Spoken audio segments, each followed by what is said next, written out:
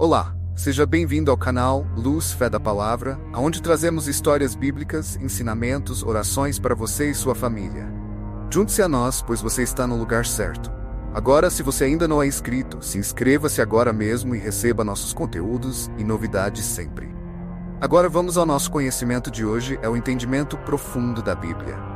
Bíblia, o livro mais perspicaz e incompreendido, é sua biografia pessoal. Não é um tratado de eventos históricos e nunca foi pretendido como tal.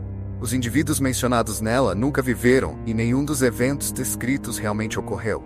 A Bíblia fala do céu interior e da terra terrena, começando da seguinte forma: no princípio, Deus criou o céu e a terra.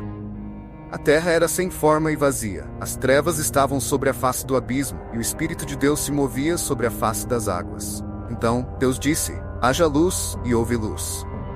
Esta luz se refere ao céu dentro de você. A luz que brilha sobre sua terra é a luz da sua consciência, e ela brilha de você. A pessoa externa, referida como terra, é escura, enquanto a pessoa interna, ou céu, é o ser que estava com Deus, ainda adormecido no início. Como sua autobiografia, a Bíblia explica que você está sendo elevado de seu nível atual de ser para um nível mais alto. No Antigo Testamento, encontramos o Pentateuco. Mas o primeiro Novo Testamento conhecido não contém nem as cartas aos Hebreus, nem os livros de Tiago e Pedro. Havia também os apócrifos.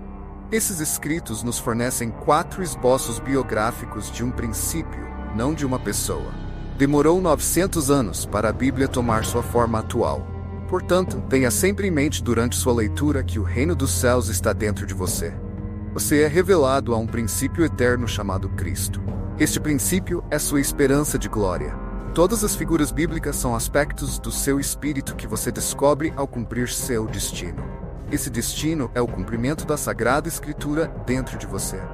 Nunca um homem chamado Moisés escreveu quaisquer 10 mandamentos em uma tábua de pedra. A palavra pedra representa a verdade literal. Pessoa fixada na interpretação literal vem primeiro e recebe uma série de mandamentos que ela tem que seguir, bloqueando assim a verdade psicológica. Enquanto você só considera as coisas de fora, seu espírito é bloqueado e não consegue reconhecer as conexões psicológicas.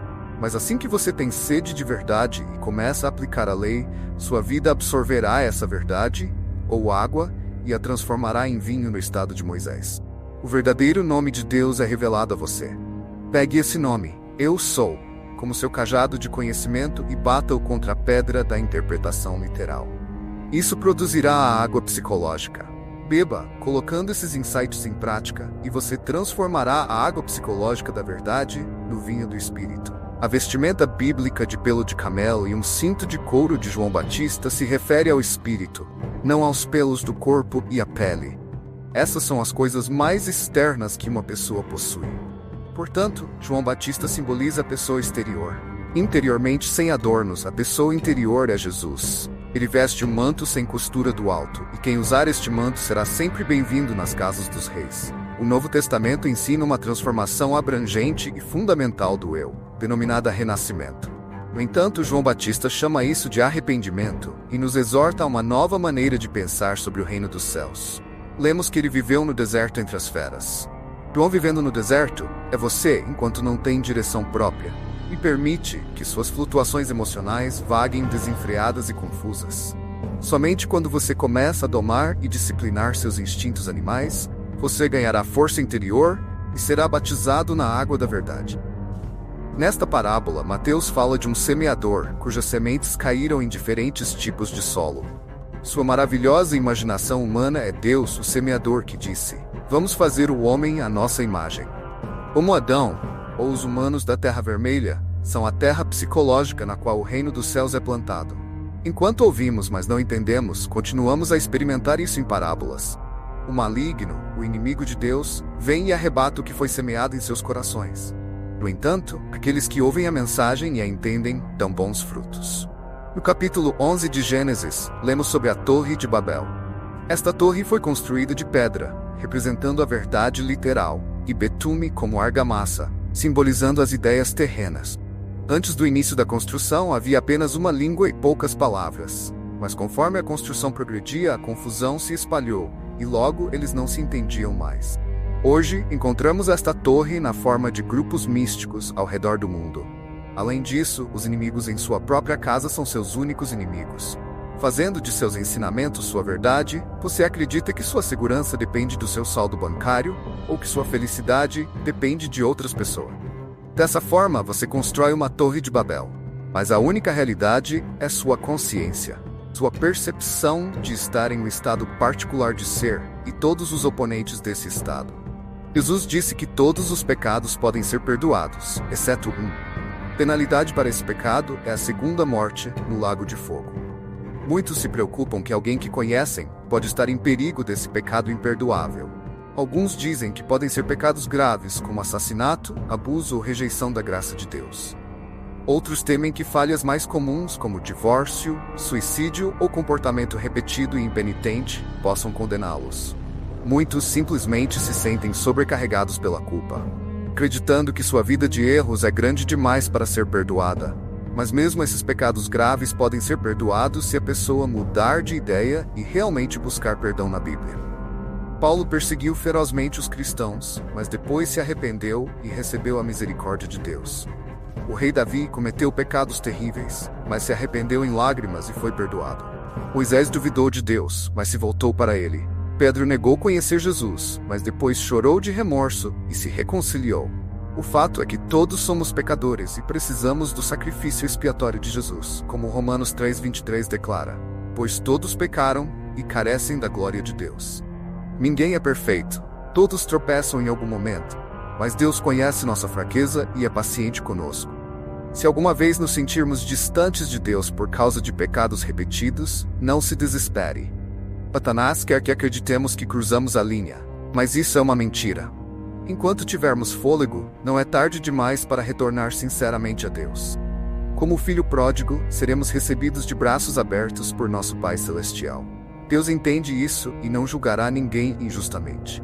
Como diz Ezequiel 33:11. Como eu vivo, diz o Senhor Deus, não tenho prazer na morte do ímpio, mas em que o ímpio se converta do seu caminho e viva. Mesmo aqueles que cometeram os piores pecados podem receber perdão se se voltarem para Deus. Então, como uma pessoa pode saber se cometeu esse pecado imperdoável?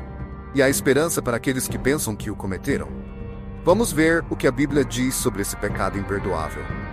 Jesus disse aos líderes judeus de sua época: todo pecado e blasfêmia serão perdoados aos homens, mas a blasfêmia contra o Espírito não será perdoada. Mas o que significa blasfemar contra o Espírito? Isso significa que se uma pessoa já disse alguma coisa contra o Espírito Santo, está condenada ao lago de fogo? Não foi isso que ele quis dizer. Na verdade, eles tinham acabado de acusá-lo de realizar milagres pelo espírito de Satanás. Mas ele não disse a eles que eles tinham blasfemado o Espírito. Em vez disso, ele estava avisando que eles estavam em perigo disso. Então, o que ele quis dizer com blasfemar o Espírito? Quando os líderes judeus fizeram essas alegações, sabiam que não era verdade. Eles o viram curar pessoas, expulsar demônios e fazer outros milagres. Eles conheciam as Escrituras intimamente e sabiam que a profecia do Antigo Testamento sobre o Messias estava acontecendo bem diante de seus olhos. Um dos fariseus até lhe disse: sabemos que você é um mestre vindo de Deus, pois ninguém pode fazer esses sinais que você faz, a menos que Deus esteja com ele. E ainda assim, em um esforço para dissuadir seus seguidores e elevar seu próprio status, eles alegaram que o que ele fez não era de Deus, mas de Satanás. Isso não foi feito sem saber, mas com pleno conhecimento do que estavam fazendo. Este pecado imperdoável não pode ser cometido por ignorância ou fraqueza. Não pode ser cometido por uma pessoa que genuinamente acredita que não há Deus, ou mesmo questiona se Deus existe.